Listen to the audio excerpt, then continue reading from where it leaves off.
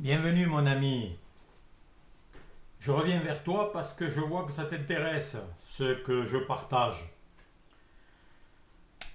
Et comme j'annonce que d'excellentes nouvelles, qui me font du bien à moi, mais donc ça fera que du bien à toi aussi, et comme je le répète, ne prends dans ce que je dis que ce qui te parle, que ce qui te résonne et qui t'apporte du bien, de la libération, du bonheur, de l'espace. Et aussi, je ne t'apporte rien. Je ne fais que rappeler la vérité, la réalité, qui est excellente nouvelle. Donc, je voudrais te demander, est-ce que tu es heureux? Est-ce que tu es épanoui? Est-ce que ta vie est magnifique?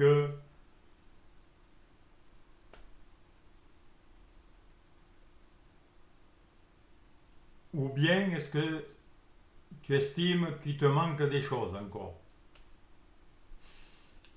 Tu n'as peut-être pas assez d'argent pour acheter ceci. Tu n'as pas rencontré la personne avec qui tu pourrais vivre une relation d'amour et de bonheur magnifique, excellente. Tu n'es peut-être pas au bon endroit. Peut-être que tu crois que le gouvernement te donne trop d'impôts et que ça ne va pas à cause de lui. Enfin, alors je vais te dire très simplement la vérité et je vais te demander deux choses. C'est d'abord de ne pas m'envoyer des pierres si tu n'es pas d'accord. Hein. Mais c'est une excellente nouvelle. Sache bien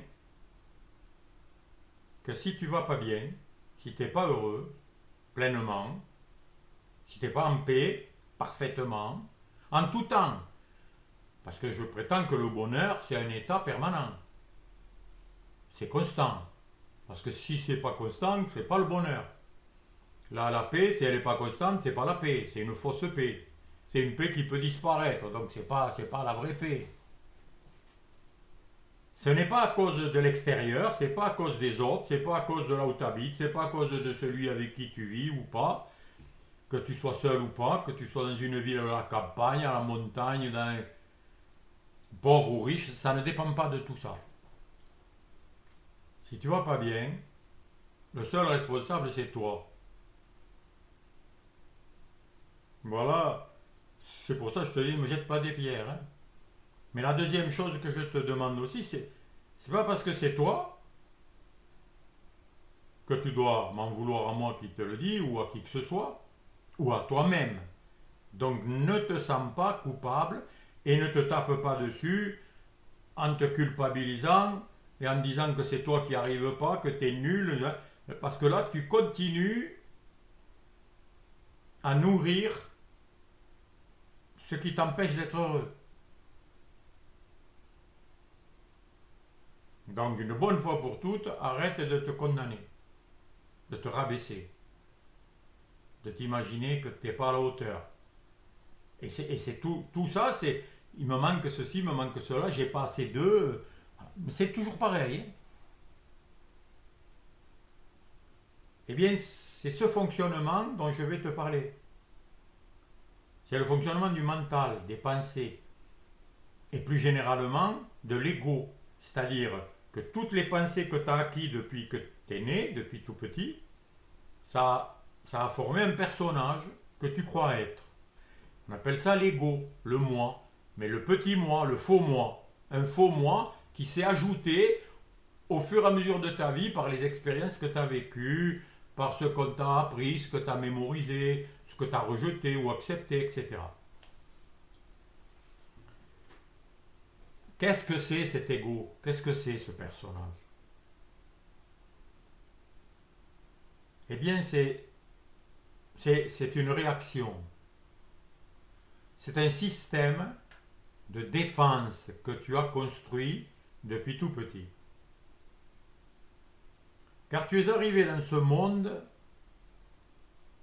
qui est le manque d'amour. Voilà. ce monde, tu es venu pour goûter à ce manque d'amour. Manque d'amour chez tes parents, chez tes éducateurs, chez un tel. Donc qu'est-ce que tu as fait pour t'adapter à ce manque d'amour et pour survivre? Tu t'es dit, qu'est-ce que je dois être pour que l'autre m'accepte, pour que l'autre prenne soin de moi. Parce qu'un bébé, s'il n'y a pas quelqu'un qui prend soin de lui, il ne peut pas survivre. Donc, depuis tout petit, même si tu crois que tu n'en étais pas conscient, tu as élaboré des stratégies de défense pour te protéger, pour survivre, et donc tu as construit un personnage qui devait plaire à ceux qui étaient autour de lui, en espérant qu'il ne te laisse pas tomber. Voilà ce qu'est le système de l'ego. Tu t'es protégé en élaborant des stratégies pour survivre.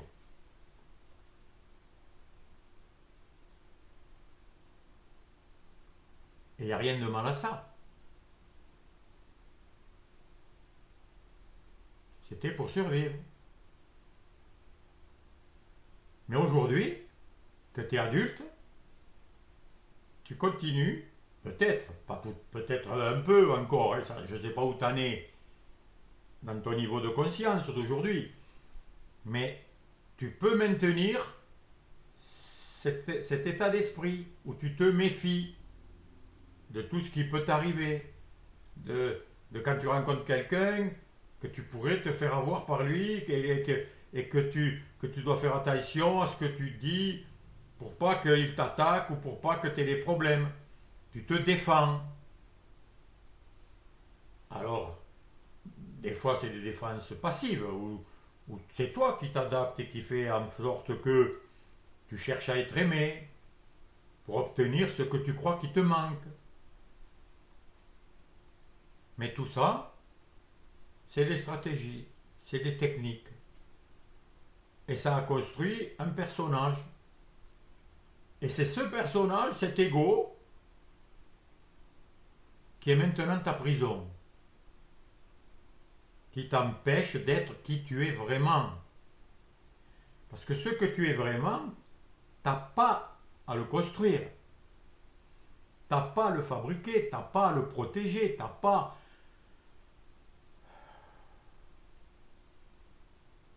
à faire quoi que ce soit. C'est ce que tu es.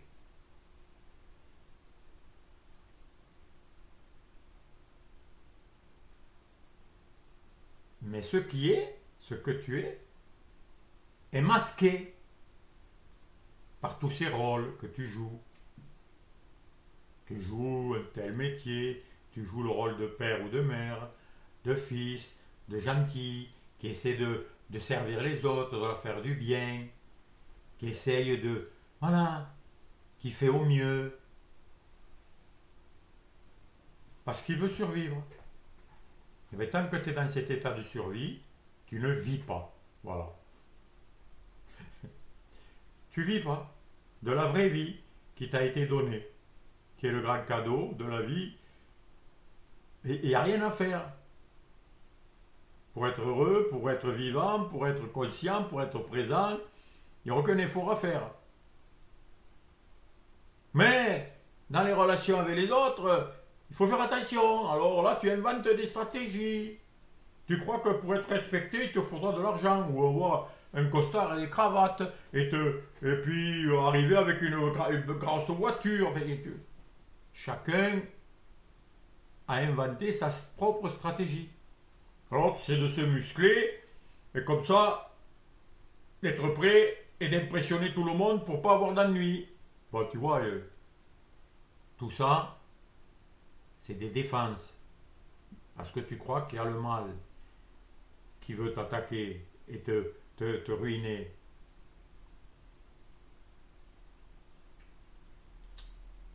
Et donc, je vais te dire que ça, c'est un choix. C'était le choix que les humains ont fait, que tu as fait, que j'ai fait, que tout le monde a fait, de venir dans un monde de manque d'amour.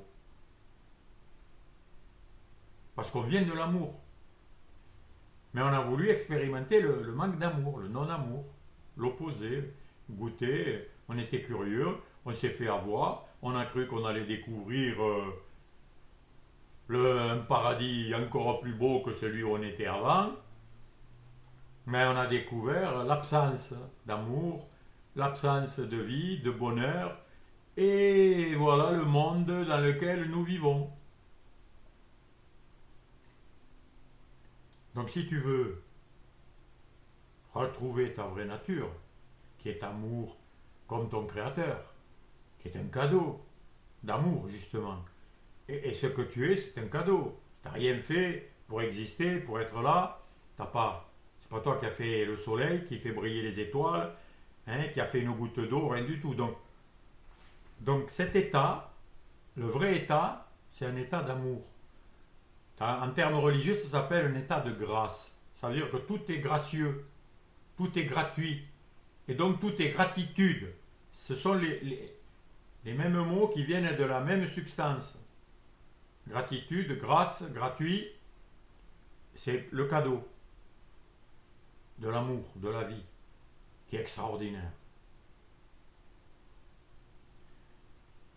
Et donc, comme tu es créé, créateur, donc choisissant, qui peut choisir le bien et le mal, la lumière ou les ténèbres, qui peut aller faire la guerre ou arrêter de la faire et décider d'être en paix. Enfin, tu choisis tout. C'est pour ça que je t'ai dit, tu es responsable. Alors tu n'en as pas l'impression des fois, je le sais. Parce que tu es tellement formaté, tu es tellement conditionné, tellement domestiqué par cette pensée que tu n'es pas responsable, que ce n'est pas toi qui choisis, que tu es victime de ceci et des uns et des autres, que pour reprendre ta position de choisissant, et à partir de là de créateur, du choix que tu vas décider, il y a beaucoup de combats, il y a beaucoup de peurs, parce que les peurs, elles étaient là. Tu as peur des autres, donc tu t'es protégé, donc la peur te dit toujours fais attention.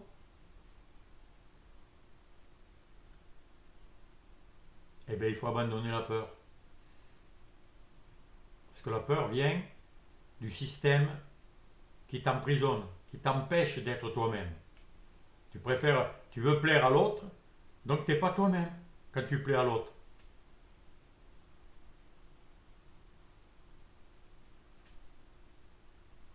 Plaire à l'autre, c'est pas ça l'amour.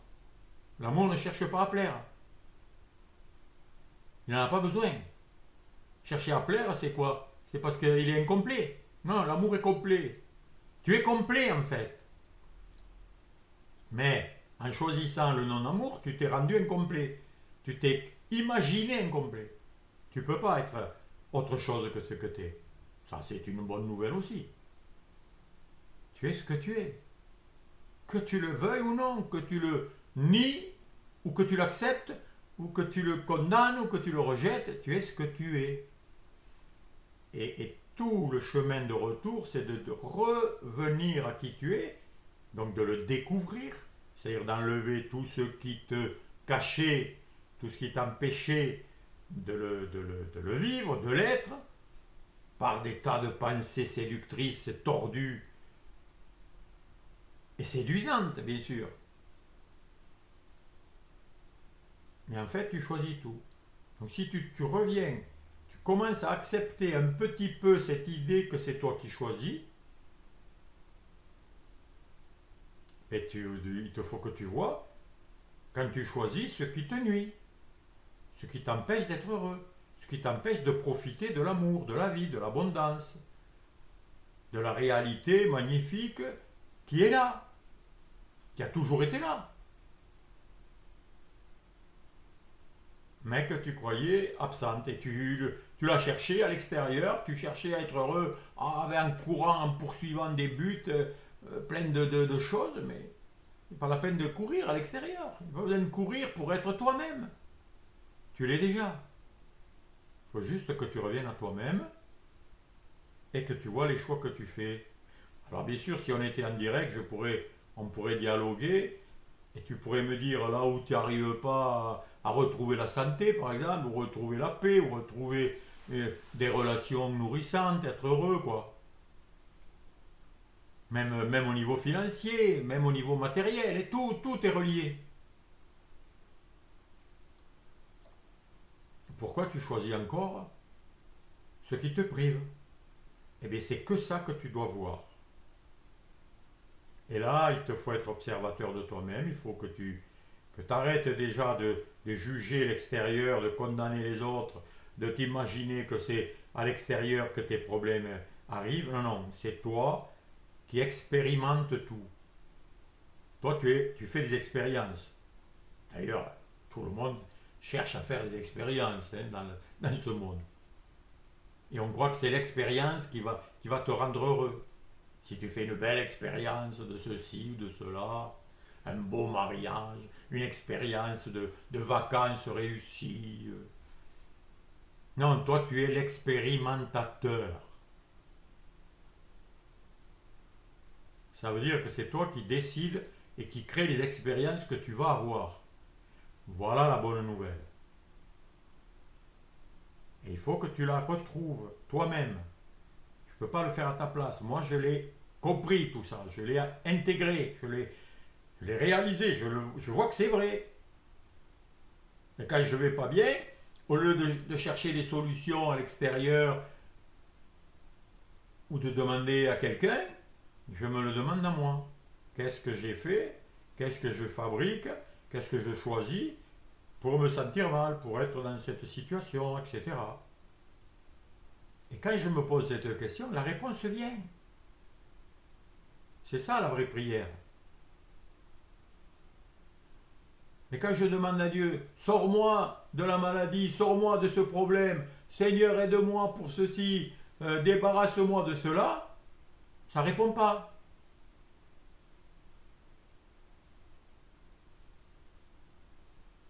Parce que c'est toi l'expérimentateur, le créateur. Parce que tu as été créé origine, comme ton origine. Donc tout part de toi. Et c'est ça la bonne nouvelle. T'es pas n'importe qui, t'es pas n'importe quoi. Hein. T'es un être fabuleux, magnifique, qui a des pouvoirs illimités, mais qui peut s'en servir d'une manière erronée, qui peut s'en servir contre lui-même. Ben, se servir de ce qui t'est donné contre toi-même, le maximum, c'est quoi? C'est quelqu'un qui se suicide. Il a la vie, le mouvement, l'être, il peut bouger, il peut prendre un instrument pour le retourner contre lui et se détruire cette forme, ce corps. Mais ce n'est qu'une forme. Et lui n'est pas qu'une forme, et tu n'es pas qu'une forme, tu es l'expérimentateur. Tu es ce que je ne peux pas décrire, cette réalité intangible qui permet tout, qui fait apparaître tout, qui crée les choix, qui crée les positions, les décisions. Tu as ce pouvoir infini. Vois-le. Si tu arrives à voir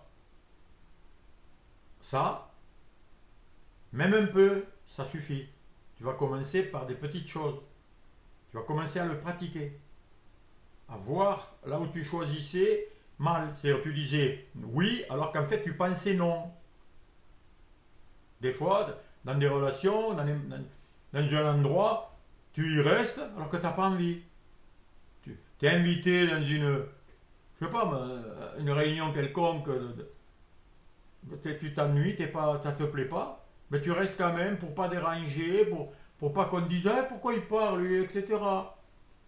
Tu vois, tu écoutes des voix qui ne sont pas les tiennes, qui n'est pas ton cœur, qui ne viennent pas de ton vrai désir. Car ton vrai désir, c'est ce que tu es. Le vrai. pas celui qui est vrai au départ, et puis hop, qui est dévié par des pensées tordues, des pensées séduisantes, et tu vas tu vas prendre un autre choix que ce que tu voulais vraiment. C'est pour ça qu'il faut différencier ton vrai désir et toutes les voix, toutes les pensées, tous les enseignements, tout ce que tu écoutes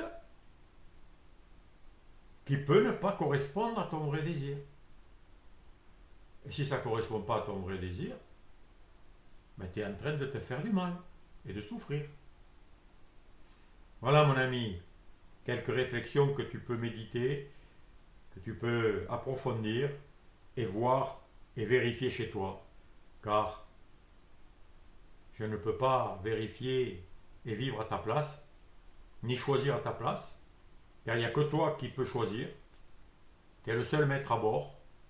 Et donc je te souhaite bonne révélation, bon courage et bon choix surtout. À bientôt, cher ami.